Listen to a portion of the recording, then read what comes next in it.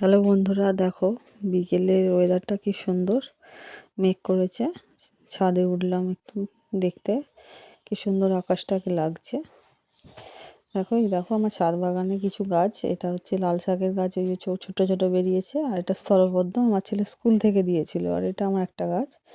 এই গাছটা কি বলতে পারবে? একটা ডগ লাগিয়েছিলাম, কি সুন্দর হয়ে গেছে, পুরো টবটা ভর্তি হয়ে গেছে গাছটায়।